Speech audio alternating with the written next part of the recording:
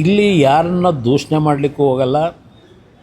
ಈ ಫಲಿತಾಂಶದಿಂದ ಯಾವುದೇ ದೊಡ್ಡ ಮಟ್ಟದ ಬದಲಾವಣೆಯೂ ನಾವೇನು ತರಲಿಕ್ಕೇನಾಗೋದಿಲ್ಲ.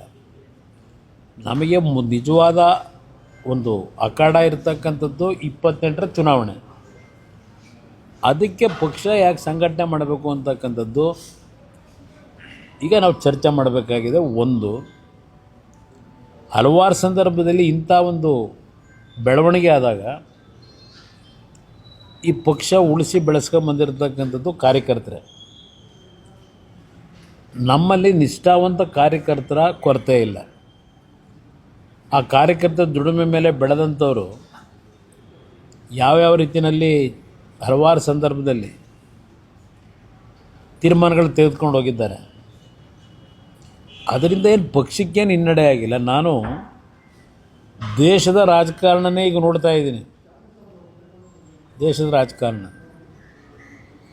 3 ಬಾರಿ 2 ಬಾರಿ ಮುಖ್ಯಮಂತ್ರಿಗಳಾದಂಥ ಪಕ್ಷಗಳ ಪರಿಸ್ಥಿತಿಗಳು ಏನಾಗ್ತಿದೆ ಅಂತಕ್ಕಂಥದ್ದು ದೇಶದ ನಾನಾ ಭಾಗದ ರಾಜ್ಯಗಳಲ್ಲಿ ಏನು ಫಲಿತಾಂಶಗಳನ್ನು ಕಂಡಿದ್ದೇನೆ. ಸುದೀರ್ಘವಾಗಿ ಮುಖ್ಯಮಂತ್ರಿಗಳಾಗಿ ಅಧಿಕಾರ ನಡೆಸಿದಂಥ ಪಕ್ಷಗಳು ಇವತ್ತು ಯಾವ ಪರಿಸ್ಥಿತಿಗೆ ಬಂದಿದೆ, ಪ್ರತಿನಿತ್ಯ ನೀವೇ ಜನಗಳ ಮುಂದೆ ಇಡ್ತಾ ಇದ್ದೀರಿ. ಆದರೆ ಒಂದು ನನಗೆ ಇನ್ನೂ ವಿಶ್ವಾಸ, ನಾನು ಅಧಿಕಾರದಲ್ಲಿ 2 ಬಾರಿ ಆಕಸ್ಮಿಕವಾಗಿ ಮುಖ್ಯಮಂತ್ರಿ ಆದನು. ನಮ್ಮ ರಾಷ್ಟ್ರೀಯ ಅಧ್ಯಕ್ಷರು ದೇವೇಗೌಡರು ಈ ಒಂದು ಪಕ್ಷನ ಈ ಜಾತ್ಯತೀತ ಜನತಾದಳ ಒಂದು ಭಾಗ ಇರಲಿ, ಅವರು ರಾಜಕಾರಣಕ್ಕೆ ಬಂದಂಥ ದಿನದಿಂದ ವಿರೋಧ ಪಕ್ಷದಲ್ಲೇ ಕೆಲಸ ಮಾಡ್ಕೊಂಬಂದಿರೋದು. ಅವರ ರಾಜಕೀಯದ ಪ್ರತಿನಿತ್ಯದ ಪ್ರತಿಯೊಂದು ಸನ್ನಿವೇಶಗಳು ಯಾವ ರೀತಿ ನಡ್ಕೊಂಬಂದಿದೆ. ಆದರೂ ಸಹ ಇವತ್ತು ರಾಜ್ಯದಲ್ಲಿ ದೇಶದಲ್ಲಿ ಅವರೇನೊಂದು ಗೌರವ ಉಳಿಸ್ಕೊಂಬಂದಿದ್ದಾರೆ.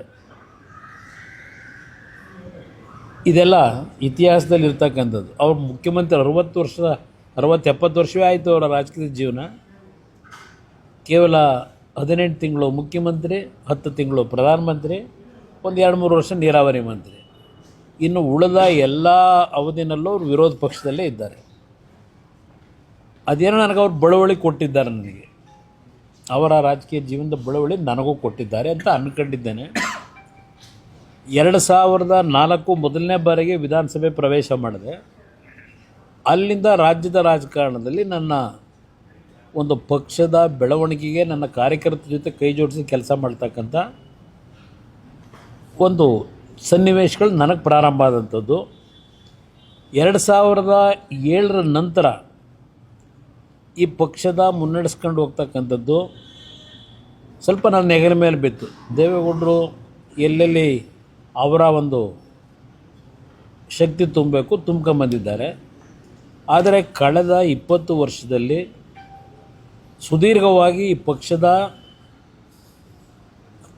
ಕಾರ್ಯಕರ್ತರ ಸಂಘಟನೆ ಜೊತೆಗೆ ಪಕ್ಷಕ್ಕೆ ಆರ್ಥಿಕವಾಗಿ ಶಕ್ತಿ ಇಲ್ಲದೇ ಇದ್ದರೂ ಈ 20 ವರ್ಷ ಈ ಪಕ್ಷ ಇನ್ನೂ ಈ ರಾಜ್ಯದಲ್ಲಿ ಒಂದು ಅಸ್ತಿತ್ವ ಇಟ್ಕೊಂಡಿದೆ ಅಂತಕ್ಕಂಥದ್ದನ್ನಾದರೂ ನಾನು ಕಾರ್ಯಕರ್ತರ ಜೊತೆಗೂಡಿ ಇಲ್ಲಿವರೆಗೆ ಉಳಿಸ್ಕೊಂಬಂದಿದ್ದೇನೆ. ಬೇರೆ ರಾಜ್ಯಗಳಲ್ಲಿ ಏನು ನಡೀತಾ ಇದೆ ಅಂಥ ಒಂದು ಪರಿಸ್ಥಿತಿಗಳು ನನ್ನ ಪಕ್ಷಕ್ಕೆ ಒಂದು ಸಣ್ಣ ಅವಧಿನಲ್ಲಿ ಕೆಲವು ಮೈತ್ರಿ ಹೆಸರಿನಲ್ಲಿ ರಾಜ್ಯ ಆಳಿದ್ದು ಬಿಟ್ಟರೆ ಒಂದು 18 ತಿಂಗಳು, ಒಂದು 14 ತಿಂಗಳು ಇನ್ನೂ ಈ ಪಕ್ಷದ ಗೌರವ ಉಳಿಸಿದ್ದೇವೆ. ನಾನು ಸ್ವಲ್ಪ ಅಲ್ಪ ಮಟ್ಟಿಗೆ ಜನಗಳ ವಿಶ್ವಾಸ ಇಟ್ಕೊಂಡಿದ್ದೇನೆ. ನಿಜವಾದ ಅಗ್ನಿ ಪರೀಕ್ಷೆ ನಮಗೆ ಆಗ್ತಕ್ಕಂಥದ್ದು 2028. ಹಣಬಲ ತೋಲ್ಬಲದ ವಿರುದ್ಧವೇ ಚುನಾವಣೆ ನಡೆಸಬೇಕು. ನಾವು ಅವರ ಮುಂದೆ ಆರ್ಥಿಕವಾಗಿ ಈಗಿನ ರಾಜಕೀಯದ ಒಂದು ವಾತಾವರಣ ಇದೆಯಲ್ಲ, ಅವ್ರಿಗೆ ಸರಿಸಾಟಿಯಾಗಿ ನಾನು ನಿಲ್ತೀನಿ ಅಂತಕ್ಕಂಥದ್ದು ಏನು ಭ್ರಮೆ ಇಲ್ಲ ನನಗೆ. ಆದರೆ ಒಂದು ವಿಶ್ವಾಸ, ನನ್ನ ಕಾರ್ಯಕರ್ತರು ನಿಷ್ಠಾವಂತ ಕಾರ್ಯಕರ್ತರಿದ್ದಾರೆ.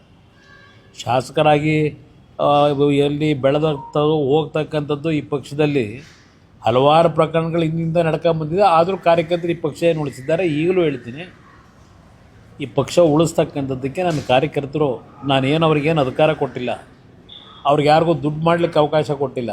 ಅಂಥ ಕಾರ್ಯಕರ್ತರೇ ಇನ್ನೂ ಈ ಪಕ್ಷದಲ್ಲಿ ಉಳ್ಕೊಂಡಿರ್ತಕ್ಕಂಥದ್ದು.